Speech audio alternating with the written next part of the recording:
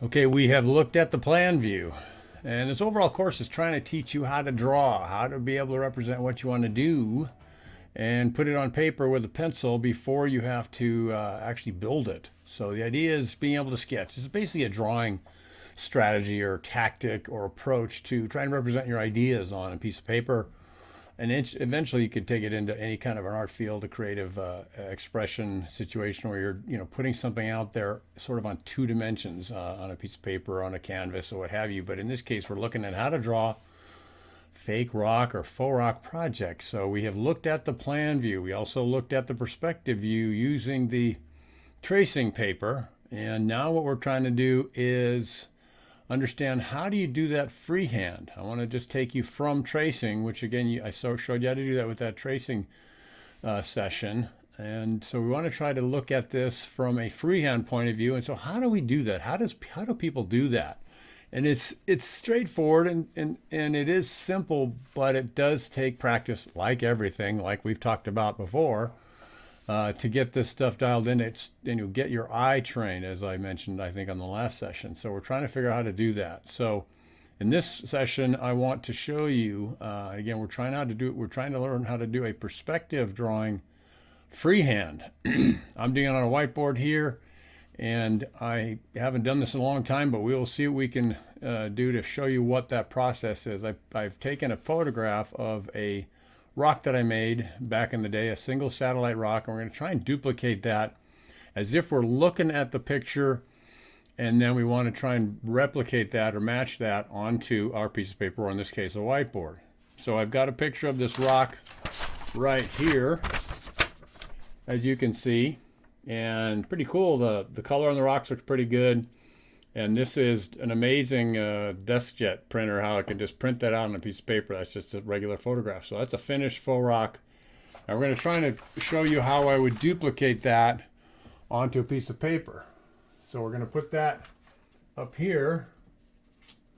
And I think you guys can sort of see it. Let's move it over a little so you can see it a little better. Trying to do this in a sort of backwards type of way, but so when you see your picture, this is what you're looking at. The idea is to reference, again, this is if you're trying to draw your picture, your project on a piece of 8.5 by 11, that's what this is, then you're looking at the picture and it's about the same orientation in terms of the scaling of it. You have panorama 16 by 9 and that kind of thing, as we see in these different kinds of media and stuff. And so you're going to be using just sort of this sort of a shape. Again, doesn't have to be exact, but it's good to have the same kind of a square. It's the ratio of height to width. Okay, so we've got this picture. Now I want to try to show how we're going to draw that out on the same scale approximately as this piece of paper. And again, you'd be looking at your laptop or what have you to show you what it is that you need to put down on your page. And we got there's going to be a session that'll show you how I do that freehand. But I wanted to show you in person this way, just to show you how my brain is working, how artists take and they're able to do this. There's a bouncing back and forth, as I've mentioned in this course, where your eyes watching, looking at the picture of what you want to draw, and then putting that back down the page and orienting it as to where it fits. See this thing? So what's the difference to there to here? Well, how do we put that on a blank piece of paper? So let's start with our piece of paper, and I'm just eyeballing this approximately to give you an idea. So this is approximately the same scale or ratio of height to width that we have here, right? And I'm just trying to show you the process of how I'm taking that thing that I see in space, and you can do this live on site when you're drawing out your picture.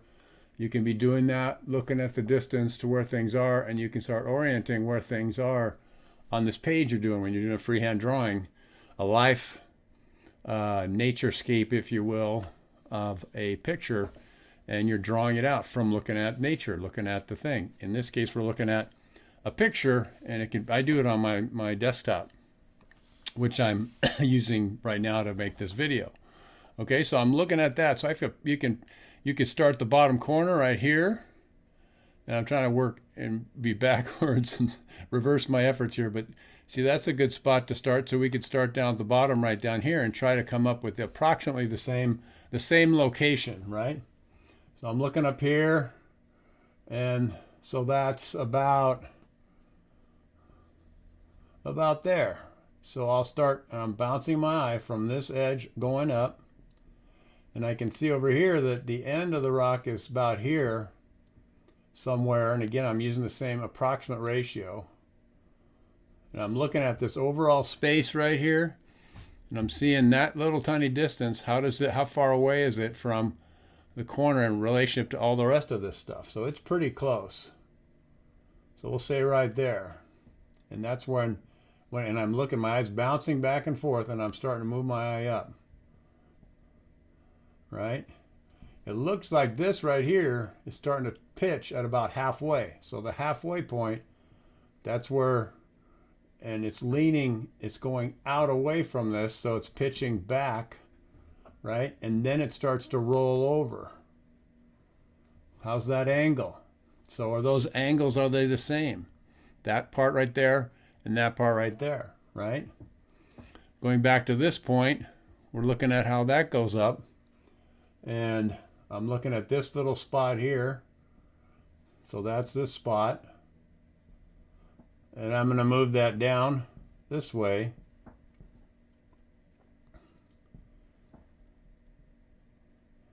And then we're bringing it on up.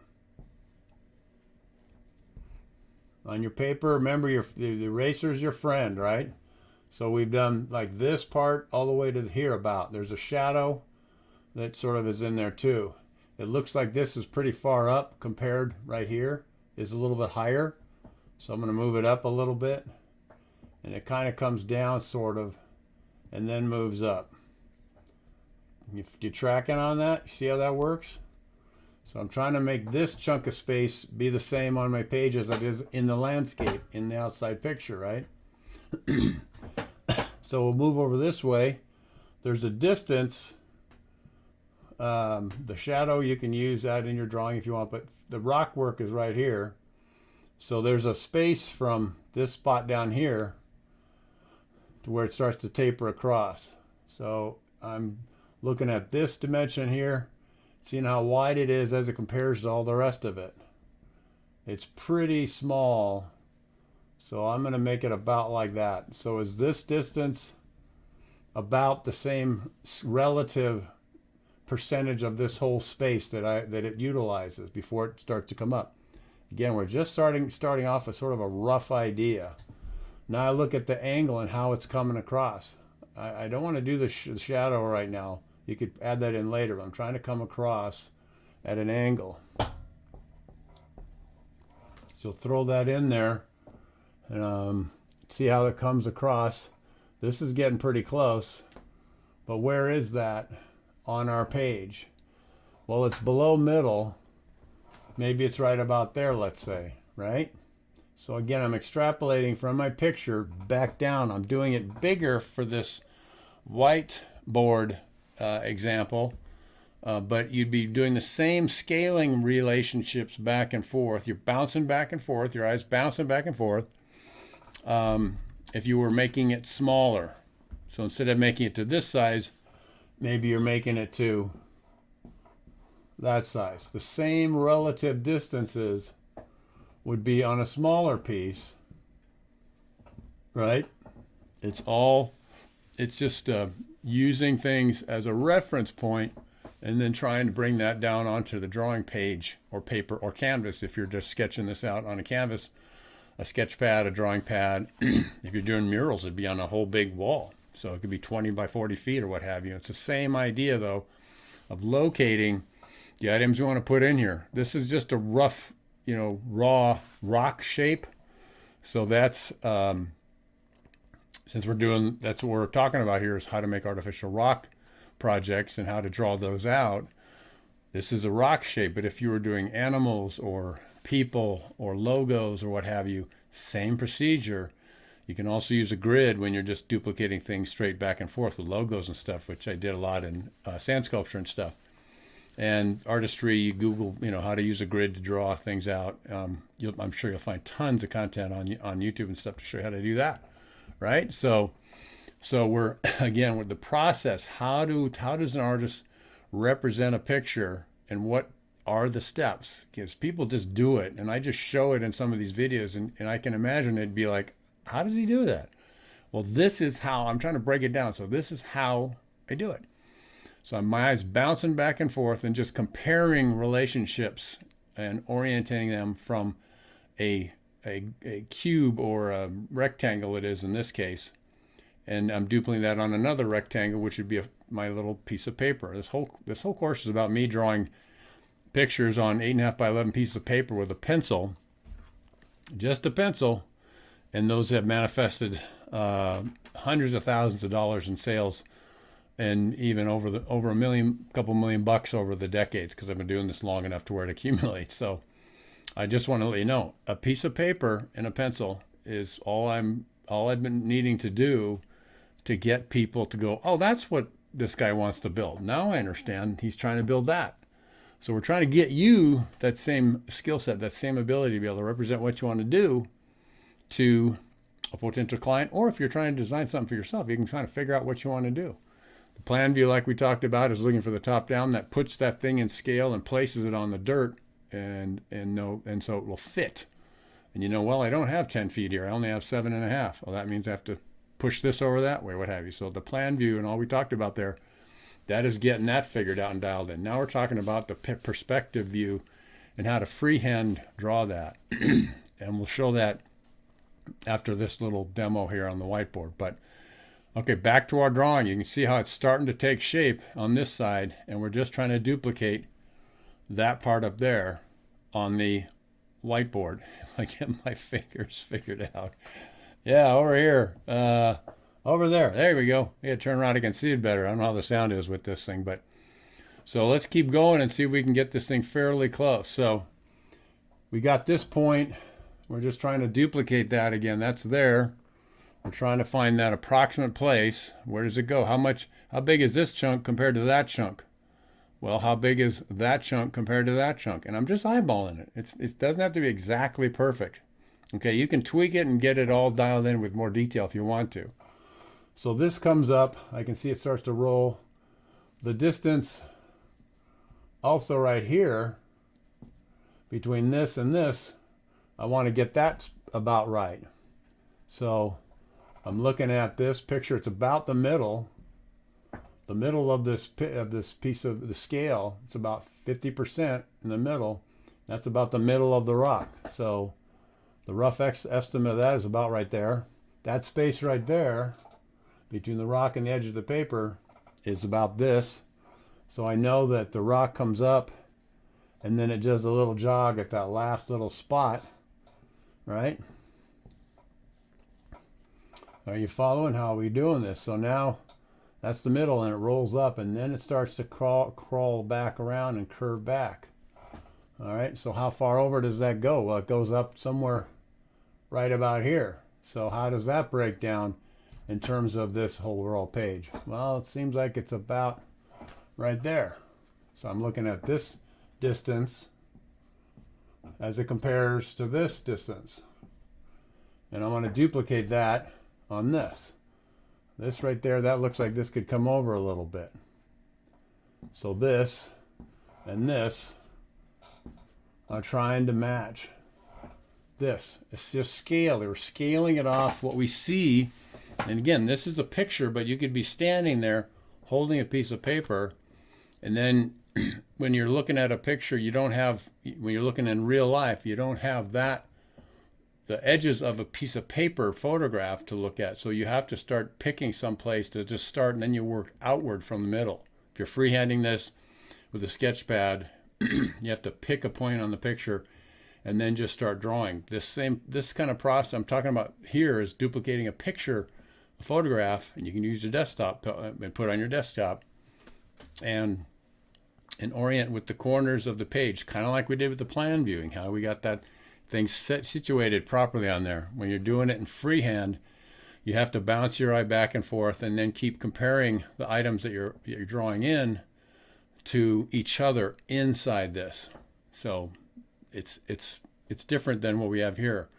But just to give you an idea of how, because the demonstration I'm going to show you, I'm looking at a picture. So the next portion will show you how I'm doing it from a picture. So I'm showing you how we're doing that with a photograph or a picture right now. So, all right, you kind of see how we're looking at the spaces and distances and trying to extrapolate approximately what those distances are with these distances on the, if I can move, can figure out how my arms work, how that goes. So the other question is, how far up does this corner go?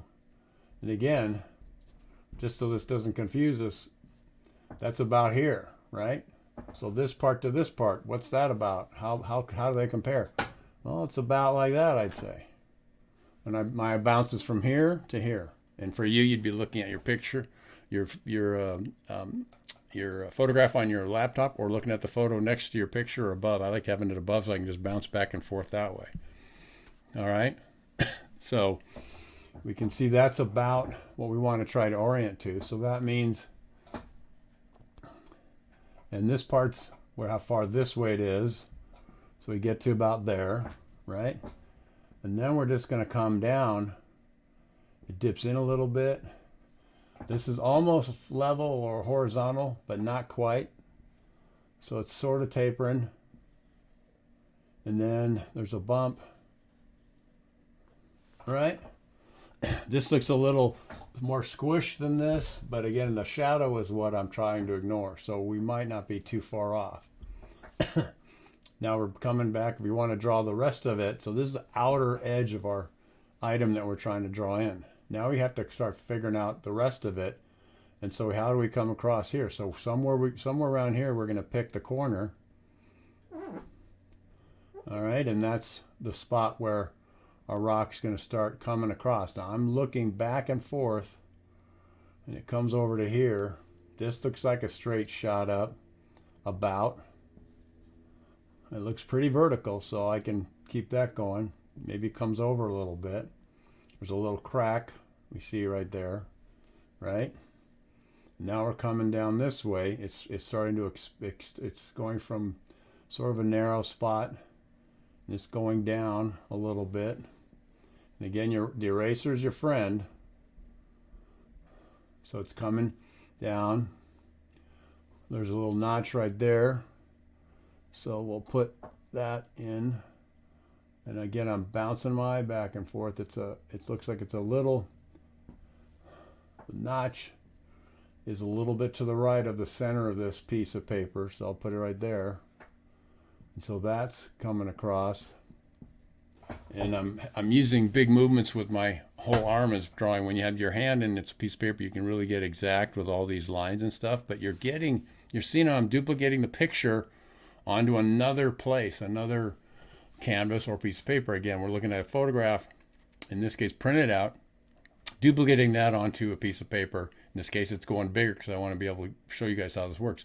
If it's going smaller, there you go, on your page, then that's what you're going to be duplicating. You're going to be taking this and just doing the same scaling strategy I'm doing, referencing everything off halfway point, like a fifth of it. That seems like about a fifth.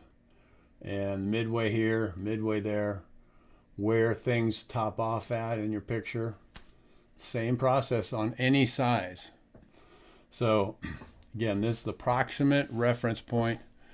You're just trying to get a rough estimate as to what you want to build for folks or for yourself.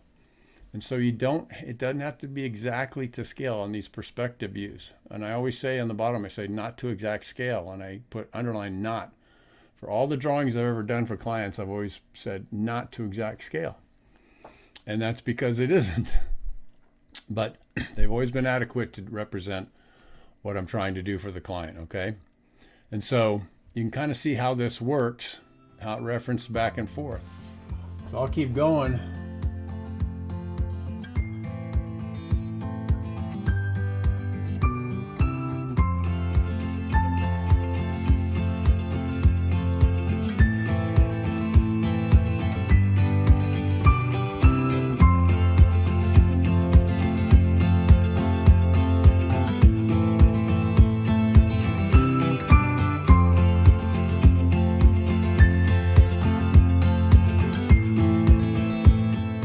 the idea of taking a drawing or taking a picture, and this is again a picture to paper, where you'll be able to transfer a photograph that you took of your job site, and you wanted it to draw in a project, and my eye's bouncing back and forth. In this case, I'm duplicating an existing rock.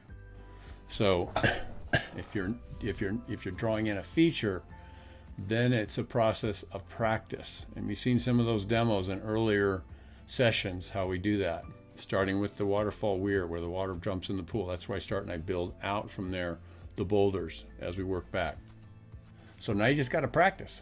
You got to take the time to do this process, and it's just like anything else. You know, the first time on the piano, trying to learn how to play the piano, it's like you're missing the keys. It sounds bad. It's like, this is so hard.